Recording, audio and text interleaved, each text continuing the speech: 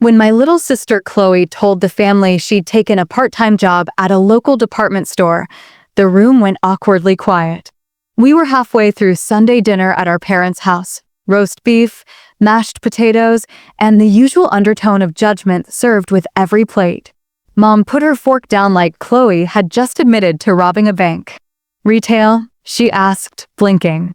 Chloe smiled, unfazed. "Yeah, the hours are flexible. And I like the people." Dad chuckled without humor.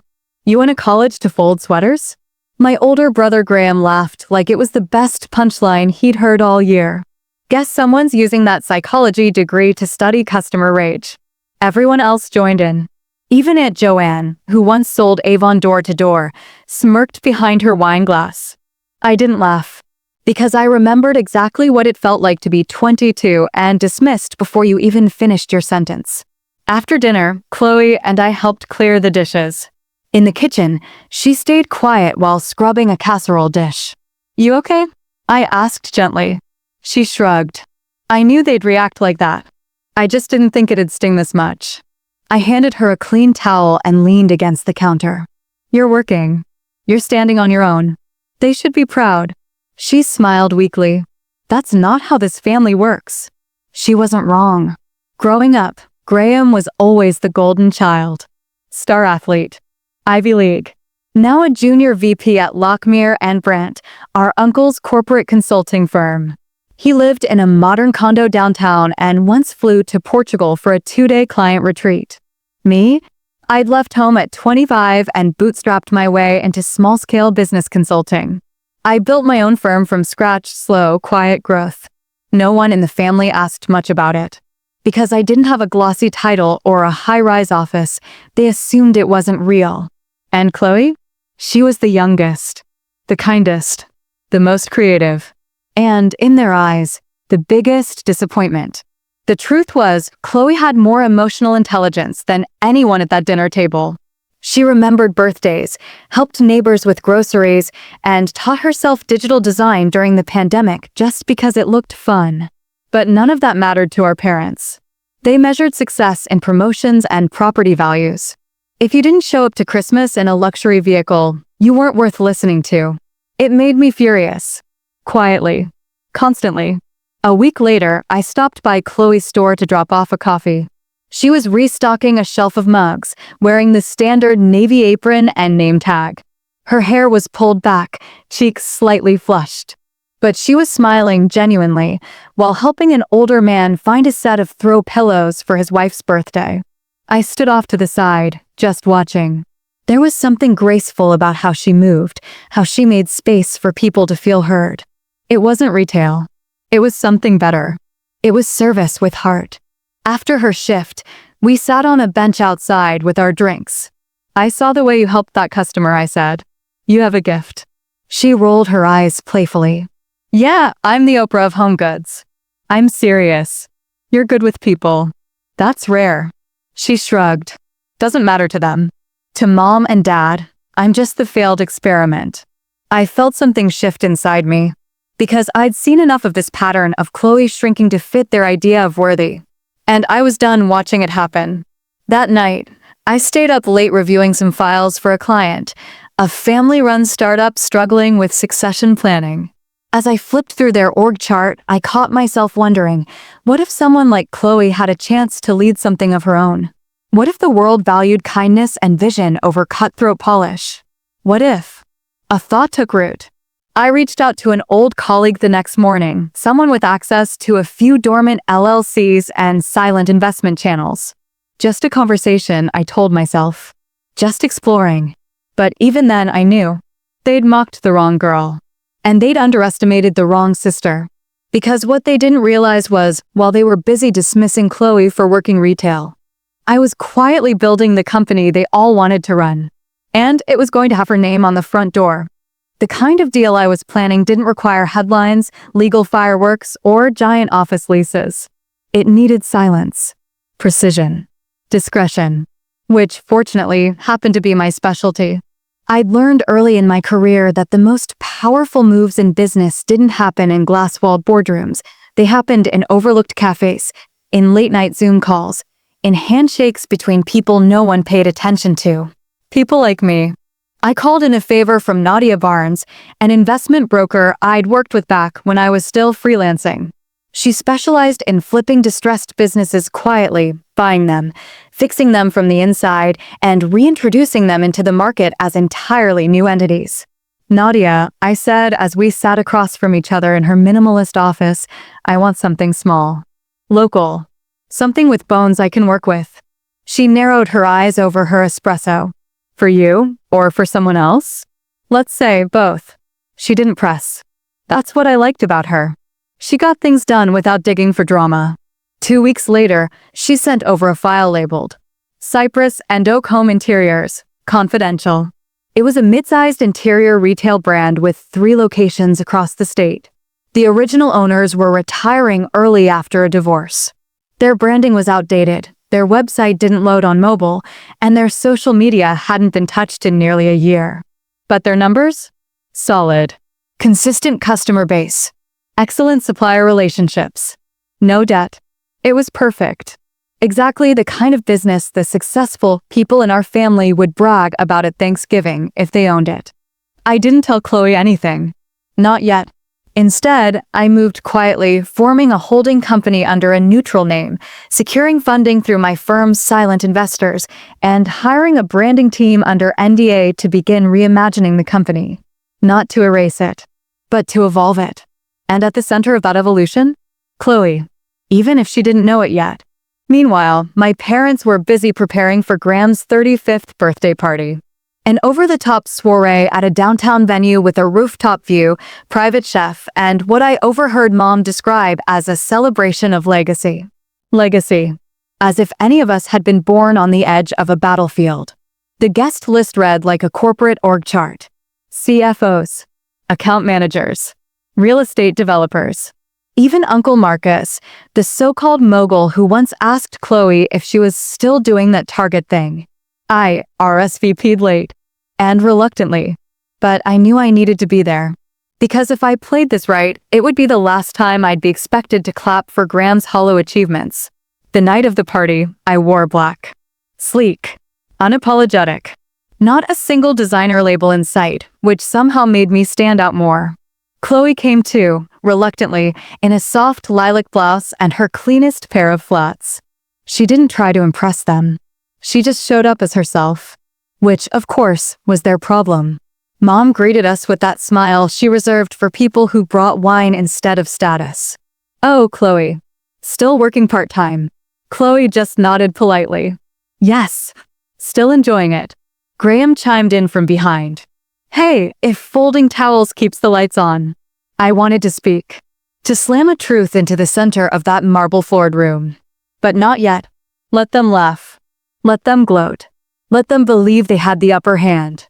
Because while they were sipping their $80 Pinot and trading golf stories, I was quietly finishing a deal that would change everything they thought they owned. Back at home, I stared at the signed purchase agreement for Cypress and Oak on my laptop screen. It was done. I was the new owner. And Chloe? She just didn't know yet that I'd bought it for her. Not as a gift. Not as charity. But as a launchpad. Because while they mocked her for working a register, I saw her for what she really was. A builder. A brand in the making. A woman who just needed a table where she was allowed to lead. And I was going to give it to her. I never believed in fixing someone's life for them. But I did believe in clearing the brush when the path was too overgrown to see. Cypress and Oak had potential. That was never in question. But it also had cobweb branding, stockroom chaos, and a staff running on autopilot. The business had been treading water for years, loyal customers kept it alive, but it hadn't breathed in fresh air since 2012. That was about to change. Because this wasn't just about making a failing brand profitable. This was about building something Chloe could call hers. The first thing I did was fire the web design firm the previous owners had used, a cousin's college roommate who thought a brown and beige color palette screamed upscale. I brought in my own team. Clean layouts. Mobile-first design. Subtle fonts. Visual warmth with a hint of boldness. The kind of aesthetic that made people linger on pages without realizing it. At the same time, I launched a quiet rebranding effort. We dropped the ampersand. Too fussy. Cypress oak felt stronger, sharper, easier to scale. No press releases. No LinkedIn posts. Just internal movement. Quiet upgrades. Quiet power. The store managers at the 3 locations were skeptical at first. I didn't blame them. A new owner, faceless and distant, asking for updates and metrics and employee sentiment reports. It didn't exactly scream trust. So I showed up. In person. Unannounced. At each store. Not as the owner, but as EJ, a business operations consultant sent by the holding company. I wore jeans and a smart blazer. Carried a notebook. Asked more questions than I answered. What do customers complain about? What items sit too long on shelves? What do you wish leadership actually understood? And the staff? They opened up. They told me about chipped display shelves and confusing sales protocols. About top-selling throw blankets that were always understocked. About how no one had done proper product photography in years. And most of all, they told me how the old owners never listened. So I did. Every note, every suggestion, I took it seriously. Some I implemented the same week. Others went into a full revamp plan.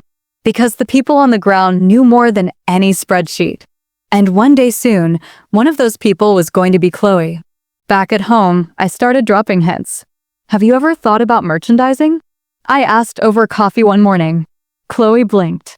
Like, the stuff I do at the store? Yeah, you're good at it. Your display last week with the woven baskets and autumn candles? That's textbook consumer flow. You've got the eye. She flushed, embarrassed. I just like arranging things until they feel like a room someone wants to walk into. Exactly. I didn't push further. Not yet. But the seed had been planted. A few nights later, while scrolling through my email, I got a reply from a woman named Danielle, a creative director I'd worked with in the past. Her message was short. Brand guide delivered. Team is obsessed. This has legs. Attached was a draft of the new brand identity. And at the top of the PDF, beneath the cypress oak logo, was a phrase that made my throat tighten. Designed to feel like home, crafted by women who see the details others miss. It wasn't a mission statement. It was Chloe. The next step was supply chain. I started replacing mass-produced decor items with ethically sourced, small batch products. Local artisans. Woman-owned textile suppliers. Partnerships that mattered, not because they sounded trendy, but because they made Chloe's values tangible. And still, she didn't know. Because I wanted her to walk into this opportunity without the weight of gratitude. Without the need to repay me. I wanted her to feel like she earned it. Because she had. My family, of course, had no idea what I'd been doing. Mom was busy helping Graham prep for another promotion party, this time a toast to his record-breaking client retention. She forwarded me the invitation without a subject line. Just a time and date. Dad called once, briefly, to ask if I'd help Graham's firm with a branding issue. They're reworking some vision statement stuff. Thought it might be up your alley. I declined. Warmly. Because soon, they'd find out the truth, not because I'd shout it from the rooftops, but because they'd walk into a storefront they assumed was beneath them, and see Chloe's vision staring right back at them from the window display. The first time Chloe stepped into the newly rebranded Cypress Oak location, she didn't know she was walking into her own future. I hadn't told her yet. I wasn't ready for the inevitable questions, the shock, the immediate assumption that she owed me something. I wanted to see how she would react to what had become her space. No explanations, no pretense. Just a clean canvas. It was a Thursday afternoon. The store was empty, the quiet before the dinner crowd arrived. Chloe had come in to pick up a few things, some new trays for the back stock room, and a set of decorative pillows we'd just received from a local supplier. She wasn't expecting a surprise. When she walked in, the space felt different to her. It wasn't the same store she'd worked at. It was the same space, yes. The same lighting, the same walls. But it had new energy, cleaner, fresher, and yet somehow more authentic. There were still some familiar faces among the staff, but they were already moving differently. There was more purpose to their steps, more pride in their smiles. I watched her from a corner of the room, a few shelves over, trying to gauge her reaction. She didn't see me at first. She walked slowly through the aisles, looking up at the new art prints on the walls. The handmade pottery. The wooden tables that used to be just furniture now felt like statement pieces. Her fingers brushed against the soft cotton throw blankets. She ran her hand across the wooden shelving unit I had installed, her brow furrowing slightly as she paused. She wasn't sure if it was real, but I was watching, waiting. Finally, she turned to one of the cashiers. "Is this a new layout?" she asked. "Oh yeah," the cashier replied, nodding enthusiastically. "We got a whole new direction a couple of weeks ago. It's been amazing, sales are up, and people actually seem to care about the stuff we're selling now." Chloe's expression softened, but it wasn't relief. It was something else. She stood there for a long moment, looking at the arrangement of the products and displays. The fresh linens, the local pottery, the minimalistic decor. Then, as if a switch flipped, she started rearranging things instinctively, moving a vase slightly to the left, shifting a pillow to fit the space better. Small adjustments that felt more right than anything she'd ever done before in the store. I hadn't told her anything yet.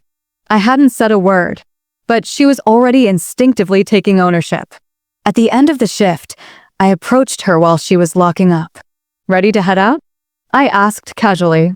She looked up, a faint smile on her face, but there was something different in her eyes. Not just curiosity, but the flicker of possibility. "I've never really paid attention to how much space is in here," she said quietly. "It's like everything has its place. It feels intentional." I nodded. "It is." She looked at me for a moment, then shook her head. "I'm not sure what's going on, but this place is like, it's changed." "It has," I said, meeting her gaze. "And you've changed with it." She was silent for a beat, processing. Then she walked to the back room, where the old management office once stood. It was empty now, its walls stripped of the outdated corporate posters. I had transformed it into a creative studio for Chloe, a place where she could start designing for the store, organizing upcoming collections, brainstorming new lines, and working on projects that would elevate the brand. She stood at the door, staring inside. I hadn't told her yet. I hadn't said anything about the changes I'd made, but her reaction was already telling me everything I needed to know.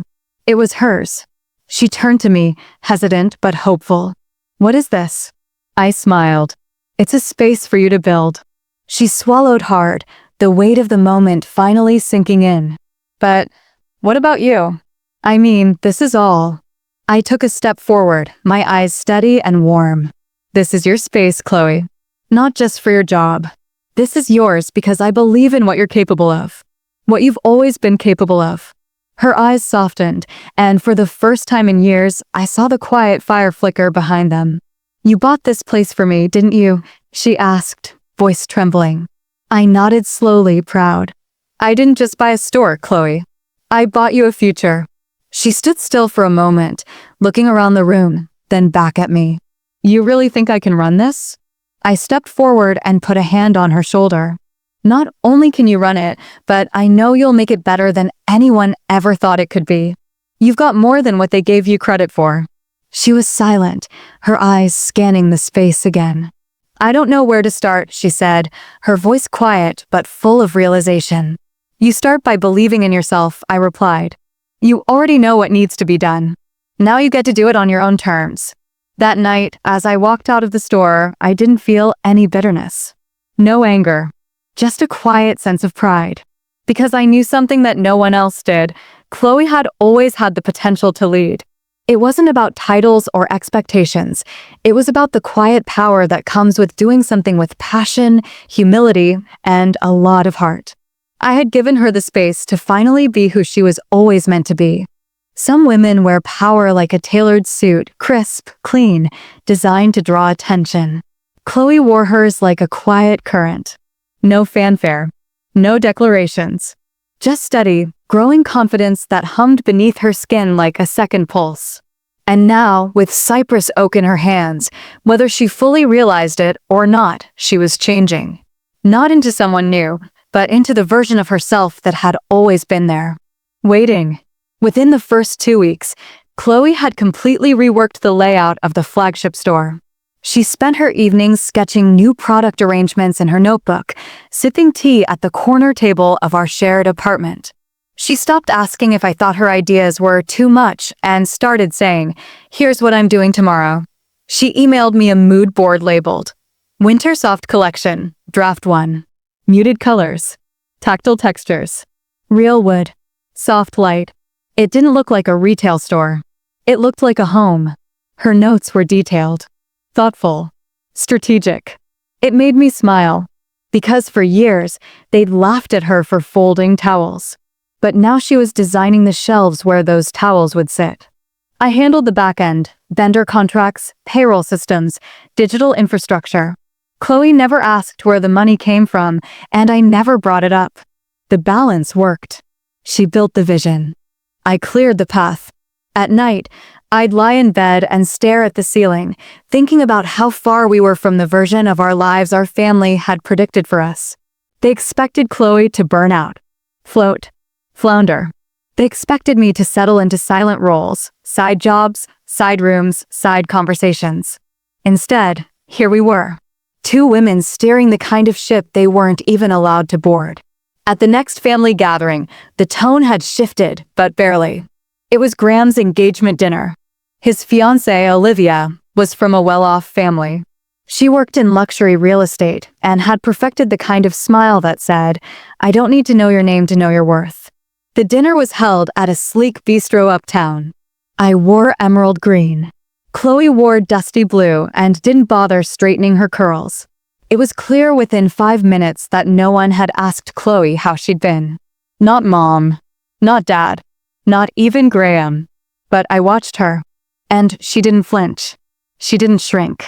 She just poured herself a glass of sparkling water and listened to their stories like someone watching a play she'd already outgrown. At one point, Olivia turned to her and asked, "So what do you do again?"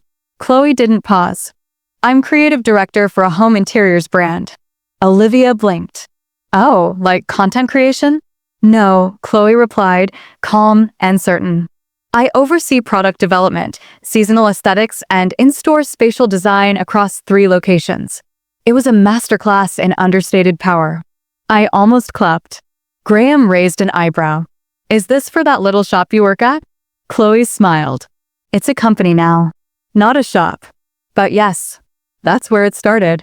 He let out a short laugh, then looked to our parents. "Guess everyone's an entrepreneur these days."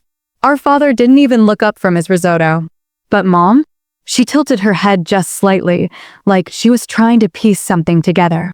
Like a puzzle whose corners she suddenly couldn't find. After dinner, as we stood outside waiting for the valet, Mom pulled me aside. "What's going on with Chloe?" she asked, arms folded. I shrugged. "She's doing well. Growing something." Mom's mouth twisted like she'd bitten into something sour. "Just seems unexpected. Unexpected." As if success was only valid if it matched their blueprint. As if Chloe didn't deserve to thrive unless it was their version of thriving. I smiled politely. Sometimes, the unexpected ones build the strongest things. She looked unconvinced. But that was fine. Because confusion is the first symptom of losing control. And that's exactly what was happening. That night, back at the apartment, Chloe flopped onto the couch with a deep sigh. "Well, that was exhausting," she muttered, kicking off her shoes. I sat beside her, handing her a bowl of pistachio ice cream. "You were incredible." She looked at me, eyebrows raised. "Really?" "You owned your story," I said. Without apology. That's more than most people ever learn to do. She smiled, and for a moment, her eyes glistened. I've never felt that before. Like I was allowed to be proud. I reached for her hand. "You don't need permission, Chloe. Not from them. Not from anyone." Outside, the city was quiet. And in our little corner of it, a woman they once called unambitious was quietly building an empire. One decision, one display window at a time. She didn't need titles. She didn't need praise. She had something better. Ownership. Family has a strange way of demanding loyalty while offering none in return. They'll ask for your attendance, your silence, your applause, but ask them for understanding? For space? For genuine interest? That's when the room goes quiet. That's what Chloe had learned again and again. She could be brilliant, she could be growing something of her own, and they still wouldn't ask her the one thing that matters most. How are you really? A month passed after the engagement dinner, and not a single person from the family reached out to Chloe. Not to check on her, not to ask about her new title, not to acknowledge the quiet authority she'd shown that night. It was as if they'd made a collective decision to ignore the parts of her that no longer fit the old story. But it didn't shake her. In fact, it made her stronger. Because indifference, when seen clearly, becomes a mirror. And Chloe was finally seeing who really stood beside her and who only showed up when she was small enough to manage. At Cypress Oak, things were accelerating. Chloe's new Winter Soft product line launched with overwhelming success. Customers lingered longer in the store. They bought in sets. They posted online. People weren't just shopping, they were connecting. For the first time, Chloe was recognized not just by title, but by impact. Vendors began asking for her by name. A local lifestyle blogger featured the store in a roundup titled "The Women Reinventing How We Live." And yet, back at the family dinner table, not a single mention. Then came the real test. Uncle Marcus, our mother's older brother and Graham's longtime mentor, announced he was stepping down as CEO of Lockmere and Brent, the family firm. He'd run it for 28 years, built it, reinforced its elitist culture, cultivated the kind of executive environment where neckties carried more weight than ideas. And now it was Graham's turn. Everyone knew it was coming. Mom baked a cake the day it was announced, as if the presidency had been won. Dad poured his best bourbon and toasted legacy through bloodlines. But you know what no one did? No one asked Chloe if she'd be attending the celebration dinner. Not one person. Because they didn't think she mattered enough to witness the coronation. I wasn't surprised. But Chloe was. Not hurt. Not even disappointed. Just finally done. She sat at our kitchen table, the invitation still unopened in her hand, and said, "They're never going to see me, are they?" I didn't sugarcoat it. "No, Chloe. They won't." She nodded, her fingers brushing the envelope's edge. "And it's not even personal. It's just who they are." That's when I saw the shift. Not sadness. Clarity. And that's more dangerous than any scream. The next day, she sent me a text. "I want to expand. A fourth location. Closer to downtown." I blinked, reading it again, then smiled. Because the girl they called directionless was ready to scale. We scheduled a call with Nadia, the broker who helped acquire the first business. She was impressed by the numbers. Impressed by Chloe's strategy. "She's sharper than half my portfolio founders," Nadia said. "You sure she's not already running a chain?" "Give her a year," I replied. "She will be." Meanwhile, Graham's dinner was making the rounds on social media. Photos of a long mahogany table filled with executives, crystal glassware, rented flowers. Olivia in a gold dress. Graham in a tailored navy suit, his hand resting arrogantly on the back of their mother's chair. The caption? "Legacy secured. New chapter begins." And yet, the comment section said more. "Looks expensive. Same old faces. Who still runs companies like this?" The world was changing, and they didn't see it. But Chloe? She didn't need the world to know her yet. She was too busy building something real. That night, she posted a quiet photo on Cypress Oak's Instagram, just her hands arranging linen napkins beside a small ceramic dish. No caption, just a leaf emoji. And it got more engagement than Graham's entire announcement post.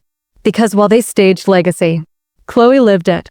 There's something powerful about being underestimated. It keeps the spotlight off you, lets you move, build, and win in silence. And then one day, you show up not as the helper, not as the spare, not as the nice one, but as the force they never saw coming.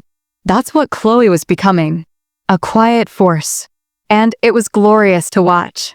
We signed the lease on the fourth Cypress Oak location in early spring, a corner property on a bustling avenue with foot traffic from 2 major districts and a train stop just a block away. It had been a forgotten space, previously a dusty rug outlet with yellowing windows and warped wood flooring. But Chloe saw past the grime. She stood inside the empty store, sun pouring through the glass, and said, "This one feels different. It feels like we're not trying to prove anything anymore. Just being." I nodded. "Because you're not the new girl now. You're the blueprint." She blinked slowly, letting the words settle. "I like that," she whispered. "The blueprint." Construction began quickly, new flooring, fresh lighting, custom shelving. Chloe handpicked every material. She sketched window designs in the evenings, tweaked layout maps, and tested candle scents for the seasonal collection. Her name was on nothing publicly, but her fingerprints were on everything. And still, our family remained oblivious. Until the day Chloe got an unexpected call. It was from Olivia, Graham's fiancé. She left a chirpy voicemail. "Hey Chloe, hope you're well. I saw your store tagged in a design blog. Super cute. Actually, I have a little favor to ask. I'm looking for decor ideas for our engagement party. Mind if I pop by your shop sometime?" Chloe forwarded it to me with no message, just the wide-eyed emoji. I called her immediately. "You're not serious about saying yes, are you?" She hesitated. "I mean, part of me wants to tell her off, but the other part wants her to see the world she laughed at." She chuckled. "Maybe." We agreed to let Olivia visit, but we didn't prep for her. We didn't clean extra, didn't rearrange the store, didn't put on a show. We let the space speak for itself. Olivia showed up in beige linen and oversized sunglasses, trailed by two bridesmaids and a phone in her hand like it was surgically attached. She walked in with the kind of smile that said, "Isn't this quaint?" before quickly realizing this wasn't quaint at all. "This is a lot nicer than I expected," she said slowly, touching a stack of handmade ceramic dishes. Chloe stood tall, calm, grounded. "Everything in here is designed or curated in-house." "By who?" Chloe didn't blink. "By me." They wandered the store. Olivia took pictures, angles, product tags, display corners. When she paused by a custom wood sign that read, "Gather where you're loved," one of her friends murmured, "This would look amazing behind the dessert table." And Chloe? She just smiled. Not with spite. With grace. The kind that says, "I already won." Later, as Olivia left with a paper bag of samples she insisted on paying for, she stopped at the door. "Seriously, Chloe, this is amazing. Your sister must be so proud." Chloe just nodded. "She is." What Olivia didn't know was that store was hers. Every cent, every shelf, every heartbeat inside it. And the girl they all once ignored? She had just been admired by the very woman who once laughed behind her back. That evening, Chloe and I sat outside the new location. It was almost ready. She held a warm cup of tea in her hands, her elbows resting on her knees. "Do you think they'll ever say it?" she asked. "Say what?" "That they were wrong about me." I thought for a second, then answered honestly. "Maybe not. But they'll feel it every time someone says your name with respect. Every time they see your window displays. Every time their friends ask if they know the woman behind Cypress Oak." Chloe looked out across the street, the lights of the city reflecting in her eyes. "That's enough," she said quietly. "That's more than enough. Because the most beautiful revenge isn't delivered in rage. It's delivered in recognition." And now, the world was recognizing her. We didn't send out press releases. We didn't run ads. There was no grand opening banner, no media invite, no influencer campaign. It was a soft launch. Deliberately quiet. Exactly how Chloe wanted it. "Let the space speak," she said, as she placed the final candle on the front display. "The right people will find it." And they did. Within 3 hours of opening, the new Cypress Oak location had more walk-ins than the previous stores had in full-day averages. A mix of curious neighbors, young professionals, design lovers, and even a couple who had seen the store mentioned on a popular Instagram interiors page. By noon, Chloe had sold out of 3 signature pieces from the spring collection. But the best part? She never stopped to gloat. She moved through the store like she had all her life, gentle, steady, focused. She adjusted pillow angles, offered scent samples, and asked customers where they planned to place their new finds. There was no sales pitch in her voice. Just love. And people felt it. I stayed mostly out of the way, watching from the back office. It still surprised me sometimes how far she'd come. Just a year ago, she was apologizing for having a retail job. Now, she owned a space people wanted to be in. And she still didn't fully know how many eyes were watching. At around 2:30 p.m., a familiar voice carried into the store from the doorway. "This must be it said, with a tone that barely hid skepticism. I peered out from the office and nearly dropped my tablet. It was Mom, in a cream blazer, arms folded tightly across her chest. Beside her was Aunt Valerie, our dad's sister, the family's designated real estate snob. And trailing them, slowly and unsure, was Dad himself. They hadn't said a word about visiting, hadn't even pretended to be curious about the launch. But here they were unannounced. Chloe didn't flinch. She was standing near the textiles section, arranging linen bundles with a junior associate. When she looked up and saw them, there was a half-second pause, then a polite smile. "Hi," she said simply. "Didn't expect to see you here." Mom glanced around the store, then gave a tight-lipped nod. We were in the area. Valerie mentioned this place had been getting attention. Figured we'd see what all the fuss was about. Dad stayed silent. Aunt Valerie wandered toward the dishware. I could see the tension in Chloe's spine, but her voice didn't waver. "Well, welcome. You're in the new Cypress Oak flagship. We opened this morning." Mom's eyes narrowed. "You work here?" Chloe smiled. "I run it." It was a small sentence, but it hit like thunder. Mom blinked. "You run it." "I oversee all 4 locations now," Chloe added softly. "Creative direction, merchandising, customer experience." There was a pause so long you could hear the background music humming from the ceiling.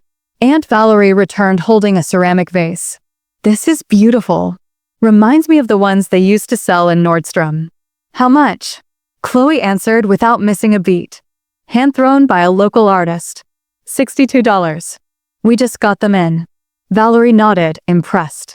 "You've done well, sweetheart." Chloe simply said, "Thank you." Mom tried to recover. "You said 4 locations?" Chloe nodded. "Yes. I've been building quietly for a while." "And how did you manage that?" Her voice had a cold edge.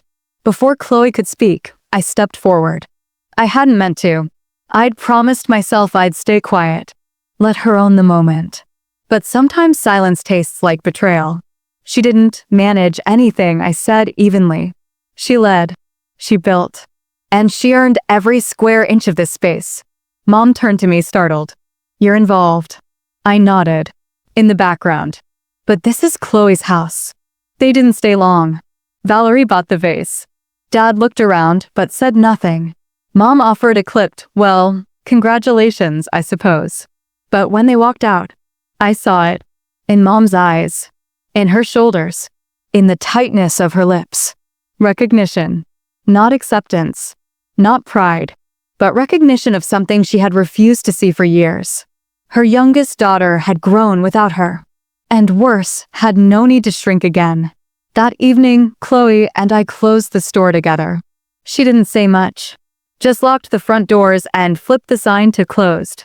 We stood in the stillness of the newly lit space, surrounded by soft light, eucalyptus candles, and handcrafted shelves. "They didn't ask about me," she said after a long silence. "They never did," I replied gently. "But I don't care anymore," she said. "It still stings, but it doesn't stop me." I smiled. That's called power. Some victories are loud, applause, speeches, headlines. But the ones that last? They're quiet, measured, intimate. The kind you feel in your chest when you realize, I don't need their validation anymore. That's where Chloe was now. Not seeking approval. Not trying to impress them. Just building. Brick by quiet brick. 3 weeks after the soft launch, the numbers were in. The 4th Cypress Oak location had outperformed projections by 41%. The local press picked up the story. Woman-led interiors brand sees record community engagement in spring rollout. They didn't name Chloe directly, per her request. But she smiled when she read it because she knew. It was hers. Back at our apartment, she framed the article and tucked it on the corner shelf of her studio space. Not center stage. Just visible enough. Not bad for someone who was folding sweaters, huh? She said with a smirk. I laughed. Next, they'll be asking you to teach retail management at the university. Can you imagine? She chuckled. Mom would probably faint. Or deny ever saying you were wasting your degree. She nodded, the humor fading into something softer. I don't want revenge, you know. I met her gaze. I know. I just wanted them to see me. You didn't need them to. She looked away, then back. But it feels good that they did. Meanwhile, the engagement party was approaching. Graham and Olivia had booked a venue near the marina, complete with a rented floral arch, live jazz, and a cocktail list curated by a mixologist to the stars. We received the invitation in the mail. Heavy cardstock. Gold foil. Zero warmth. There was a line at the bottom. Please RSVP with any dietary restrictions. Chloe tossed it on the counter. Think emotional starvation counts? I laughed, but something flickered inside me. Because I knew what was coming. They were about to parade another milestone. Another legacy moment. And once again, pretend that Chloe was still the one on the sidelines. Only, she wasn't. Not anymore. The week before the party, Chloe received another message. This time from Uncle Marcus. He'd seen the article. Wanted to talk strategy. Said he was impressed by the launch numbers. She read the message twice, then set her phone down. Well, that's rich, she muttered. Thinking of responding? I asked. She shook her head. He's not calling because he believes in me. He's calling because now he sees numbers. Headlines. Value. She paused. But I'm not a value. I'm a person. That was the moment I knew. She wasn't just building a company. She was becoming a leader. On the day of the engagement party, we got ready in silence. Chloe wore soft charcoal, a jumpsuit she designed herself with pockets deep enough to hold her phone, confidence, and dignity.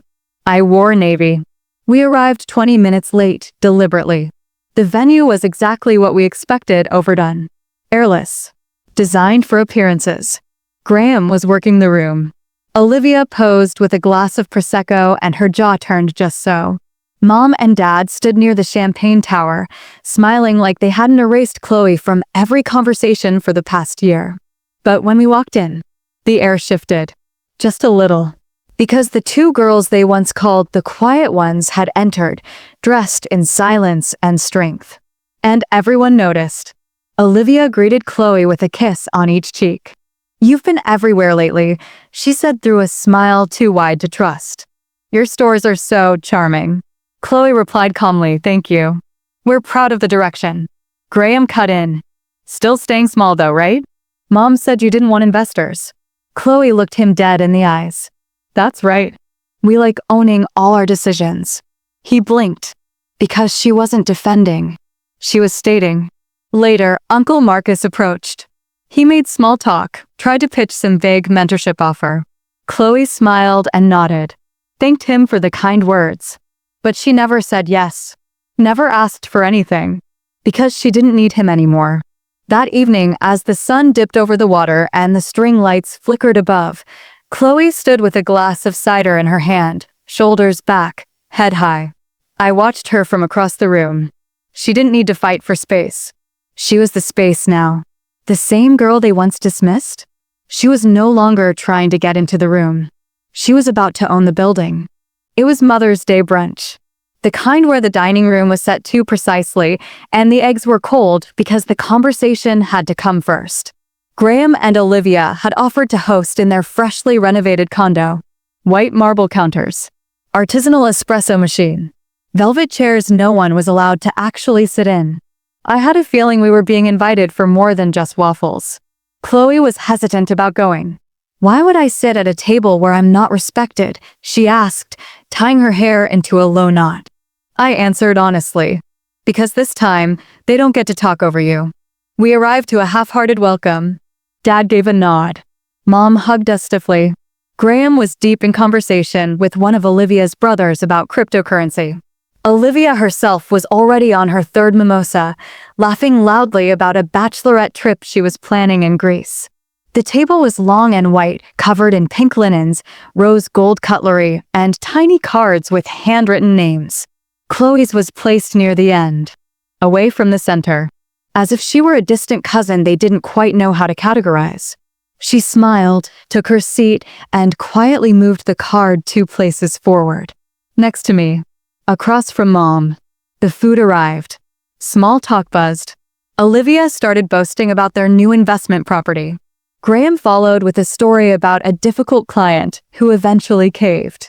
No one asked Chloe about her business. But I saw Mom glance at her. More than once. Her eyes flicked to Chloe's outfit, simple, tailored, confident. Then to her hands, manicured, sure. Then to the quiet calm she radiated, untouched by the noise around her. The girl who used to fidget through dinners was now sipping tea like she owned the hour.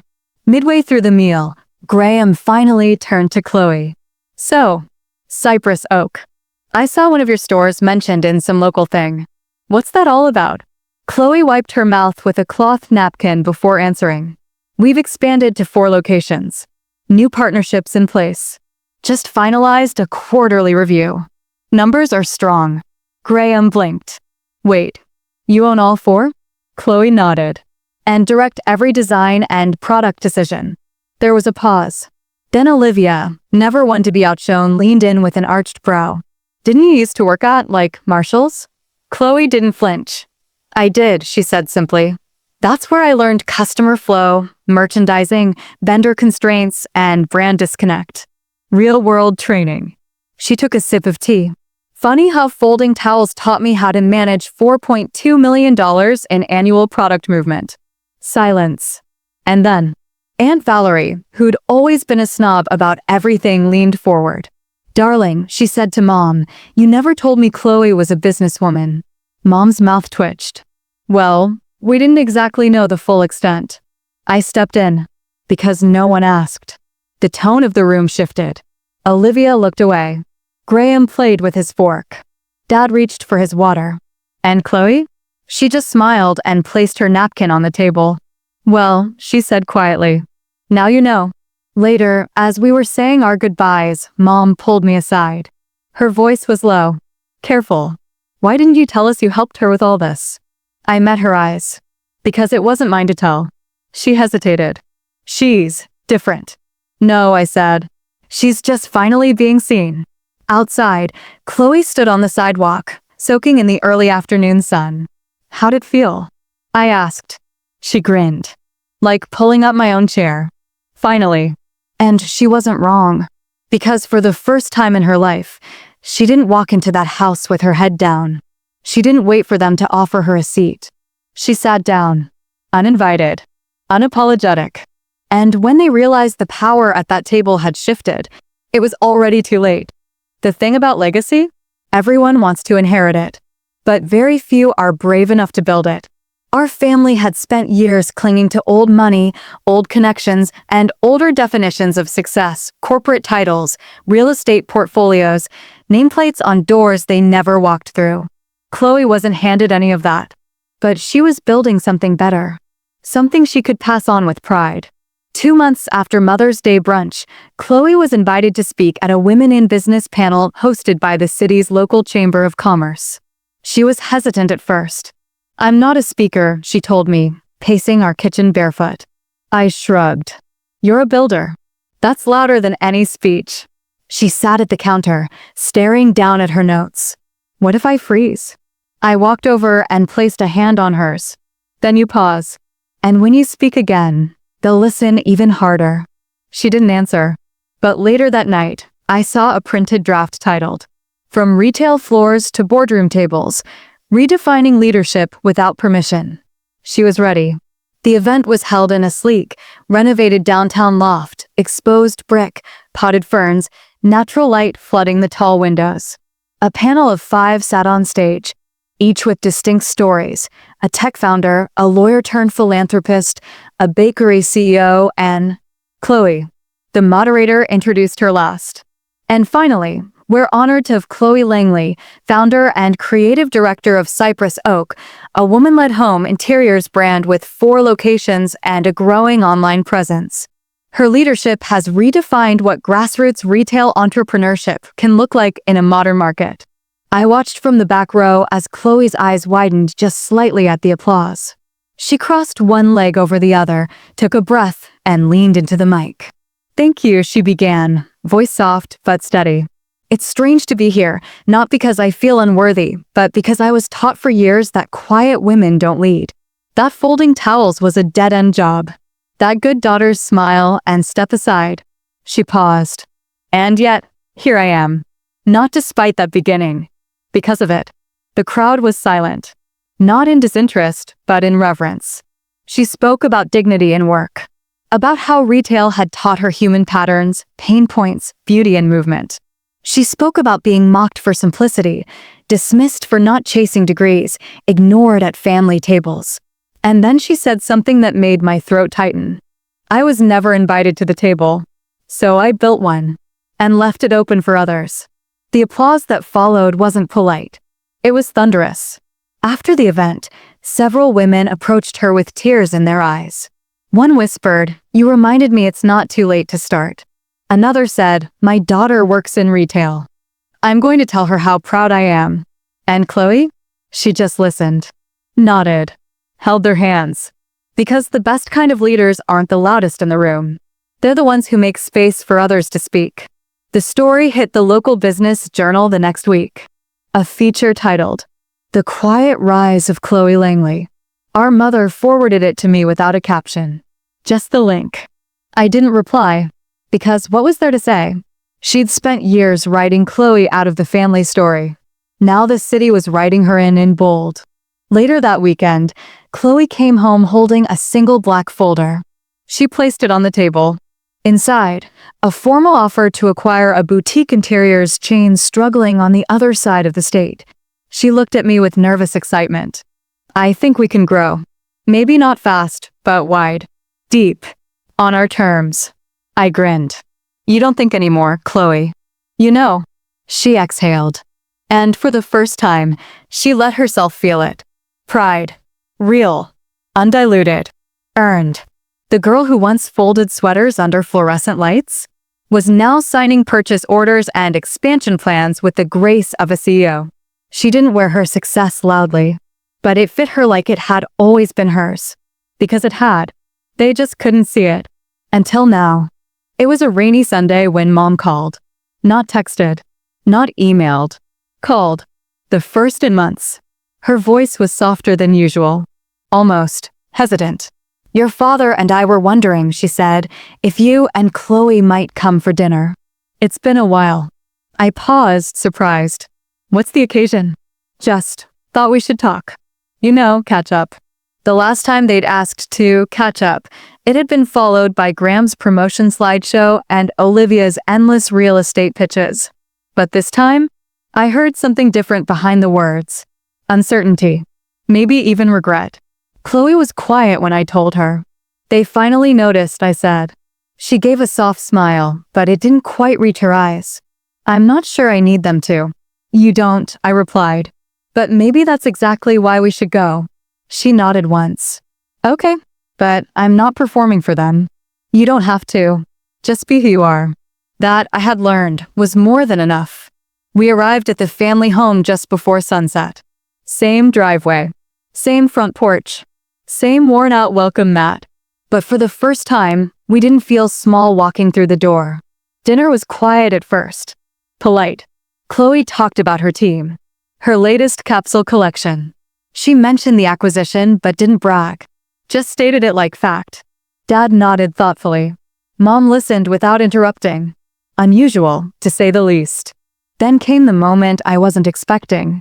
Mom reached into the drawer by the china cabinet and pulled out an old photo album, one Chloe hadn't seen in years. "I came across this the other day," she said, sliding it across the table. "You used to arrange the living room like this when you were little." Chloe opened the page.